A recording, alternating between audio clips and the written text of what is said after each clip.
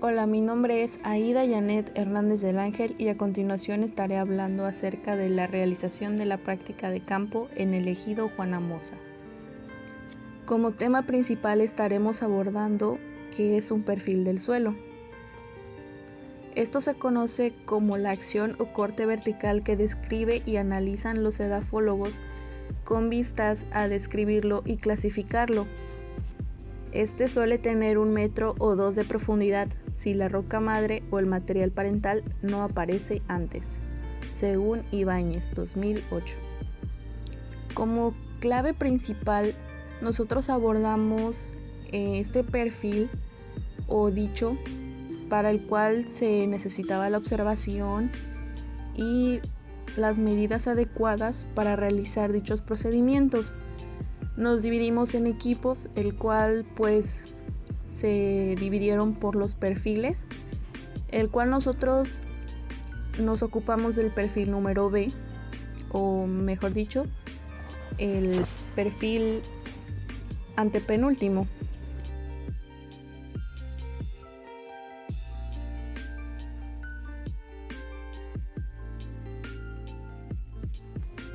¿Cómo se llevó a cabo dicho proceso?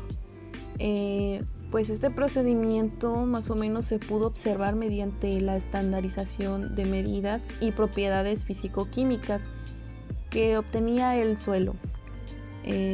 Esto se pudo verificar a través del tacto y la observación. Al igual observamos si se encontraban algunos microorganismos o materia presente en dicho horizonte. Algunos materiales que nos hizo de mucha ayuda fueron la pala y el pico, entre otros, con el cual se nos hizo más fácil retirar la cantidad de tierra acumulada en nuestro horizonte.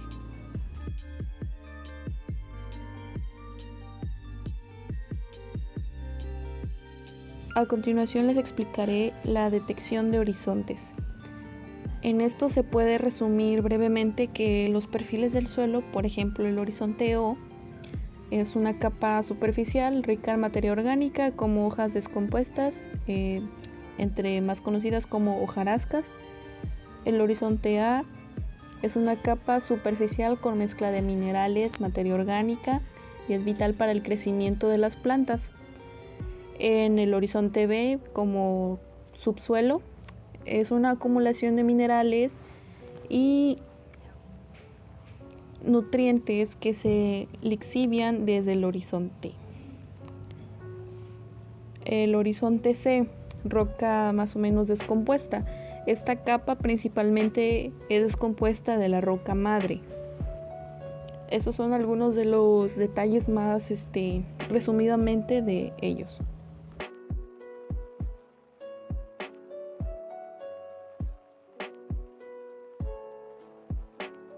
Nuestro horizonte seleccionado fue el B, en el cual este horizonte contiene acumulaciones de minerales y materiales que se han trasladado desde el horizonte superior. Es un proceso de acumulación de materiales, como acabo de mencionar. Puede resultar en la forma de características como arcilla, hierro, óxidos y otros minerales. Este horizonte desempeña un papel importante en la clasificación de los suelos y en la comprensión de los procesos geológicos que afectan la formación del suelo. Es algo que estaremos abordando un poco más a profundidad, ya que este es nuestro horizonte seleccionado, en el cual mis compañeros a continuación explicarán un poco mejor.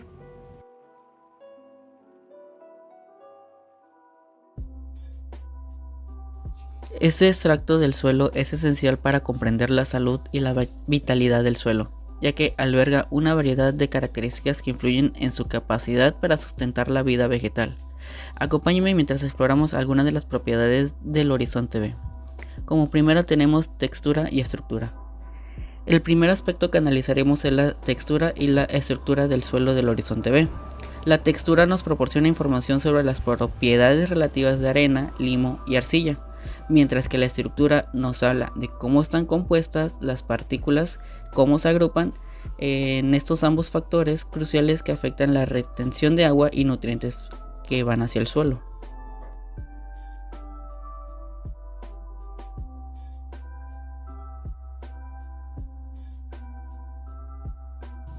Presencia de carbonatos. Comencemos con la presencia de carbonatos en el horizonte B. Los carbonatos son compuestos que influyen directamente en la acidez del suelo. La detención de carbonatos nos brinda información vital sobre la capacidad del suelo para retener nutrientes esenciales. ¿Por qué es esto tan importante? Un suelo equilibrado es un compuesto de carbonatos que puede contribuir a un entorno propicio para el crecimiento de plantas al mantener un pH adecuado. Para este experimento utilizamos lo que es el ácido clorhídrico y lo vertimos en una pequeña muestra del suelo obtenido. En el caso de que hay burbujeo, esto nos quiere decir que hay presencia de carbonatos, pero en esta situación no vimos presencia de carbonatos. Materia orgánica. Otro aspecto crucial que exploraremos es la cantidad de materia orgánica presente en el horizonte B del suelo. La materia orgánica es un componente vital que impulsa la fertilidad del suelo. Actúa como un reservorio de nutrientes esenciales para las plantas y mejora la estructura del suelo. ¿Cómo evaluamos esto? La presencia de materia orgánica se traduce no solo en el suelo más fértil, sino también como una mayor retención de agua y una mayor resistencia a la erosión.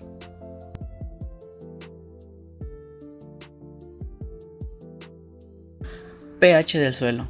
La acidez o alcalinidad del suelo, medida por el pH, es un indicador vital de la salud del suelo. El horizonte B puede mostrar variaciones significativas en el pH, lo que afecta directamente a la disponibilidad de nutrientes para las plantas. Un rango de pH adecuado es esencial para el desarrollo óptimo de las raíces y la absorción de nutrientes. Mesofauna. En nuestro análisis no podemos pasar por alto la importancia de la fauna en el suelo. El horizonte B alberga una diversidad de organismos, desde insectos hasta microorganismos, conocidos como macrofauna o mesofauna. Estos organismos desempeñan un papel crucial en la descomposición de la materia orgánica, la formación de humus y mejora la estructura del suelo. Mi nombre es Ana Lucas Andrade y les hablaré sobre la práctica textura al tacto. Se llama textura a los componentes de una muestra de suelo, arena, limo o arcilla. La textura tiene que ver con la facilidad con que se puede trabajar el suelo, la cantidad de agua y aire que retiene y la velocidad con que el agua penetra en el suelo y lo atraviesa. En esta prueba veremos si la tierra del horizonte que nos tocó, que es el B, es pobre y contiene demasiada arena o es buena y contiene suficiente arcilla. Para determinar esta prueba de textura, el suelo se debe de humedecer hasta alcanzar su máxima adherencia y plasticidad. Bueno, la primera parte es la prueba de lanzamiento de la bola. Bueno, el procedimiento fue separar primero la tierra fina, que es una mezcla de arena, limo y arcilla, de las partículas mayores, como la grava y las piedras. Primero tomamos una pequeña muestra de suelo recolectado y lo humedecimos con unas gotitas de agua y la fuimos amasando hasta formar una bolita. Una vez formada la bolita, la lanzamos al aire como aproximadamente unos 50 centímetros y la volvemos a atrapar. Y al caer a la mano de nuevo, observamos que mantuvo su cohesión, lo que quiere decir que es un suelo bueno con suficiente arcilla. Y la segunda prueba se llamó cómo determinar las proporciones aproximadas de arena, limo y arcilla. Esta prueba fue más sencilla, ya que en un frasco con agua echamos una muestra de suelo y con un palito la agitamos bien y luego la dejamos reposar durante 1 hora. Esto es con el fin de que después de ese tiempo el agua estará transparente porque las partículas ya estarán acomodadas. Y aquí en este método observamos que la arena es la que está hasta el fondo, ya que su densidad es muy poca, y en el centro está la capa de limo, y en la parte superior pudimos observar la capa de arcilla, y en la parte del agua observamos un poco de materia orgánica.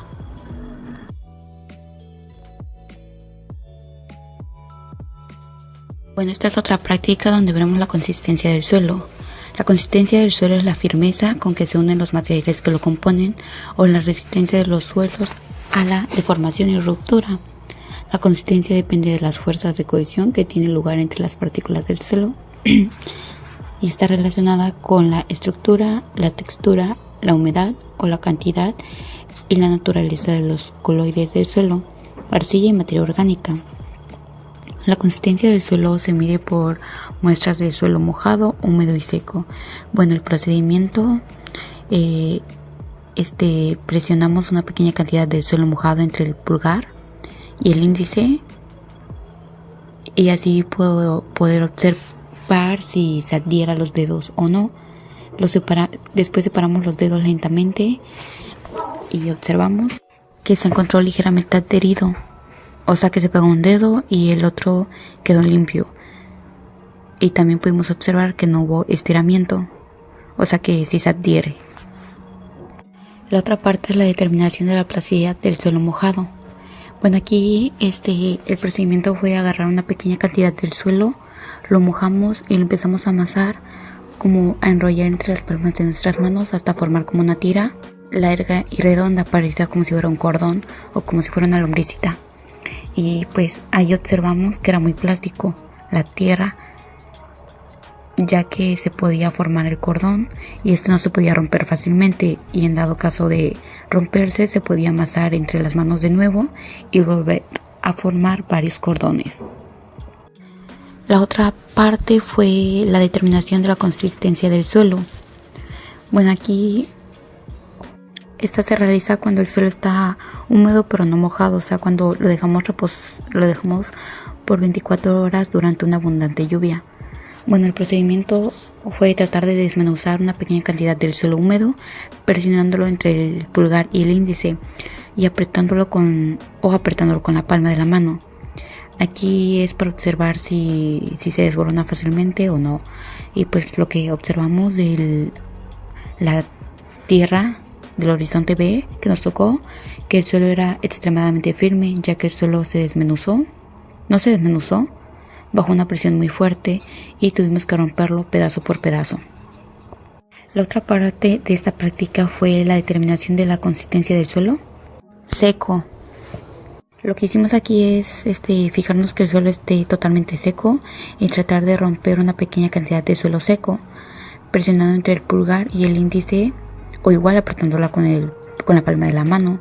Y pues aquí observamos que el suelo resistió una gran presión debido a que no se podía romper fácilmente entre el pulgar y el índice, dando a entender que el suelo era muy duro.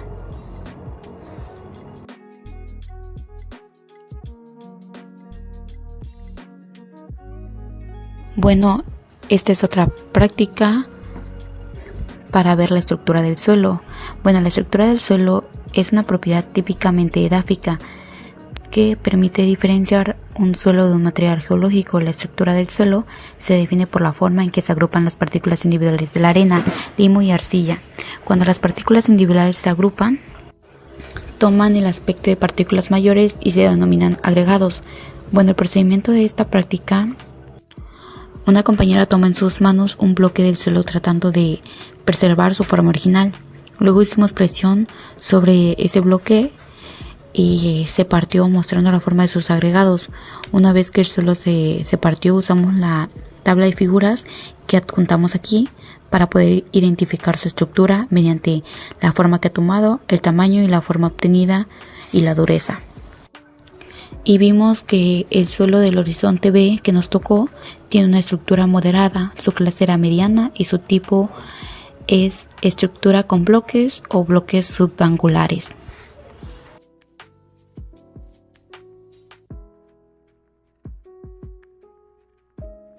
Resultados de las pruebas cualitativas. Al realizar las pruebas cualitativas, los resultados obtenidos fueron los siguientes. Solución de hidróxido de cloro. Hubo un leve burbujeo, lo cual dio una reacción media. El limón. Hubo un leve burbujeo, lo cual indicó que su reacción fue leve. Con el vinagre de manzana no se notó ninguna reacción. Agua oxigenada. Hubo un fuerte burbujeo, lo cual indicó que la reacción fue excelente.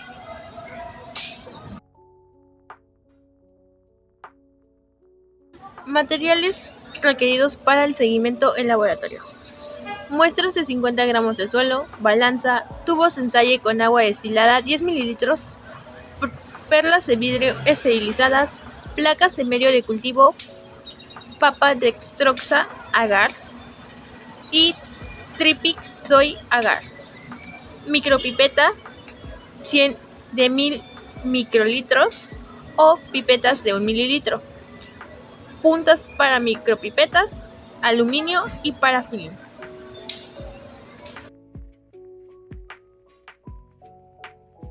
Seguimiento en el laboratorio. Las muestras obtenidas se depositaron en bolsas de plástico, las cuales fueron etiquetadas con el nombre de los colectores, lugar de colección, fecha y hora de la colecta, para posteriormente ser transportadas a casa, evitando cualquier aumento en la temperatura. De igual manera, se incluyó hojarasca superficial dentro del cuadrante al cual se reincorporó el suelo una vez concluida la revisión. Para poder obtener un seguimiento dentro del laboratorio, después de realizar las pruebas cualitativas.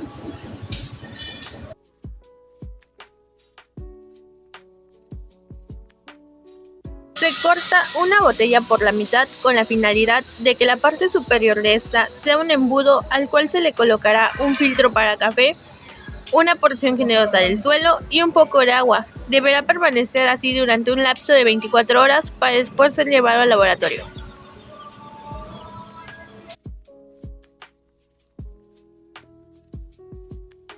Luego de homogeneizar la muestra, se coloca en tubos de ensayo con una probeta partiendo del tubo con menor a mayor. Para evitar la mayor contaminación posible, una vez hecho esto, se coloca en cajas Petri para proceder a su cultivo, el cual tendrá una duración de un lapso de 72 horas, siendo checado a las 24, 48 y 72 horas, llevando un control y registro fotográfico del crecimiento bacteriano.